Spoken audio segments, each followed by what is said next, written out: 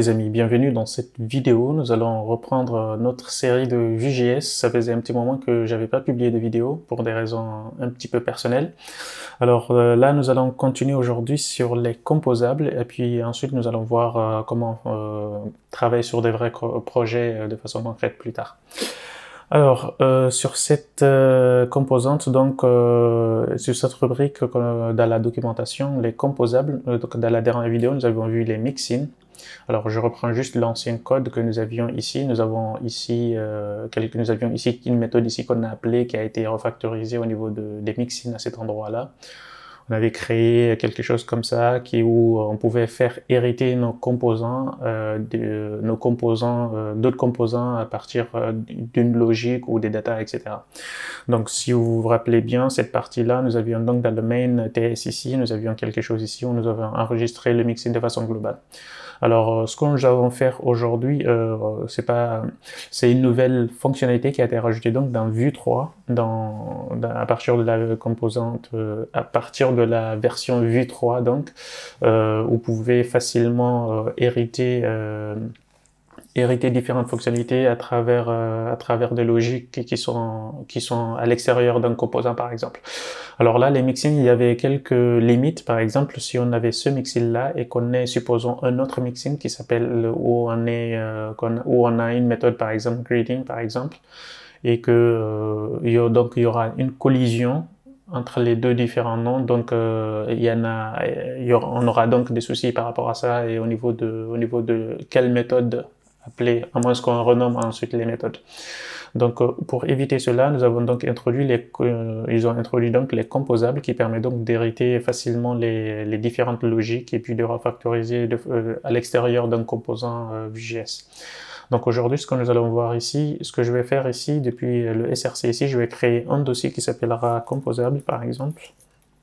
Composable. Et puis ensuite, à l'intérieur, ce que je peux faire... déjà, je vais revenir ici. Je vais prendre un exemple depuis la documentation. Je vous montrerai ensuite le lien. Alors, on va juste prendre quelque chose qui... alors, on va faire juste un setup ici. Setup. Et puis, si on souhaite, on peut partir sur le TypeScript, hein, comme ça, on a un petit peu de typage. Et puis là, voilà, ce qu'on peut faire donc ici, c'est un exemple que j'ai repris depuis la documentation qui permet donc d'afficher la position de notre souris ici sur la page. Donc ce qu'on va faire, c'est de créer ici deux variables, par exemple, qui permettent de garder les coordonnées, par exemple x et y. Donc ce soir, on a vu les refs, on a vu également les reactive properties. Ce soir, on utilise un des deux. Donc là, ce que je vais faire, j'ai fait le choix de prendre ici un ref, et puis là, je vais prendre y ici aussi un ref. Donc ce que je veux faire aussi, c'est lorsqu'on monte ici notre composant, c'est de faire ici un mount. D'ailleurs, il y a GitHub Copilot qui m'auto-complète le tout. Donc c'est d'enregistrer cette partie-là.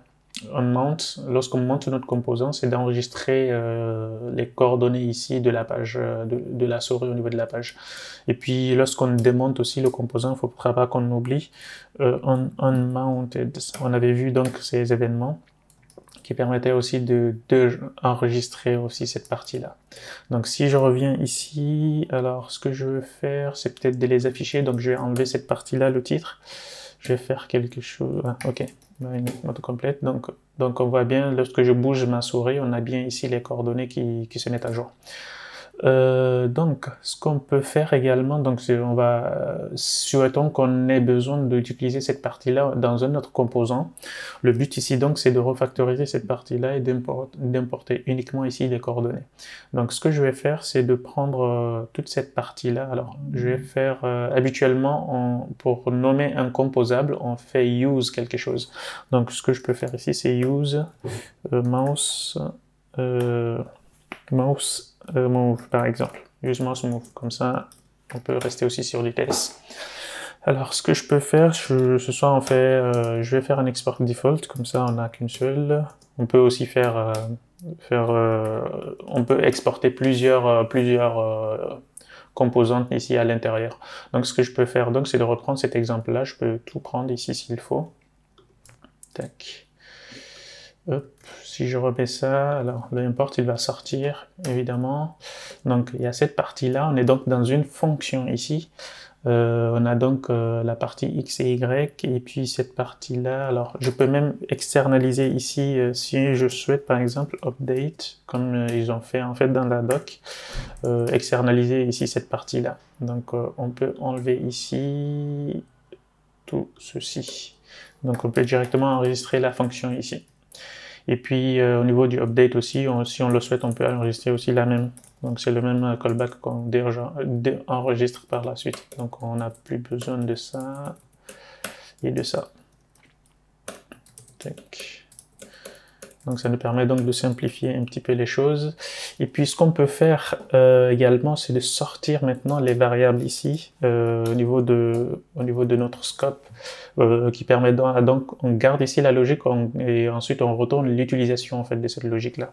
Donc ce que je peux faire ici, au lieu d'importer ici les refs, etc., je fais juste un import de use mouse move. Je pense que c'est ça. Et donc là, je peux faire une déstructuration directement ici en les appelant. Donc si je reviens ici, on a donc tout qui fonctionne normal, comme il se doit. Et si on part donc dans un autre composant, on a aussi cette possibilité d'utiliser directement ici, cette logique-là, sans pour autant faire l'héritage qu'on avait vu au niveau des mixins ici, faire tout un tas de choses comme ça. On peut faire également quelque chose de ce genre-là. Alors là, on n'en a plus besoin. Donc les mixins sont vraiment dépréciés maintenant. Donc il faut éviter de les utiliser si on a la possibilité de les éviter. Donc on enlève ça.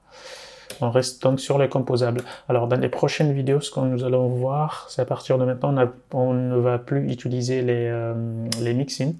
Donc les mixins, on va laisser ça à la version 2, on va utiliser que les composables.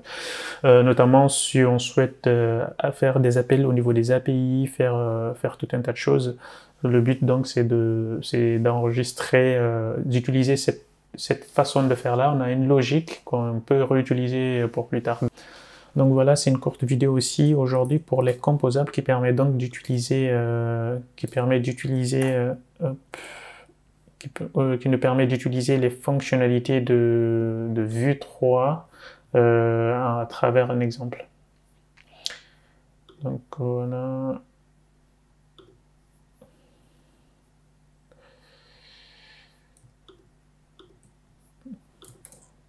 Donc, pourquoi ça ne marche pas? Donc il me semble qu'il y a un petit souci au niveau de app. Tac. J'enlève ça, l'appel ici qu'on avait. Donc si je reviens, on a tout qui fonctionne. Donc voilà pour cet exemple de cours sur les composables qui permet donc d'utiliser, c'est un petit peu comme les mixins qui permet la réutilisation de notre code à travers les composables, en refactorisant la logique de notre code et en l'utilisant tout simplement dans nos composants. Cela peut être utile, comme je disais, donc au niveau des appels des API, des stores et tout un tas de logiques qu'on verra par la suite sur des projets très concrets. On se retrouve donc à la prochaine pour une nouvelle fonctionnalité de V3. À très vite. Ciao.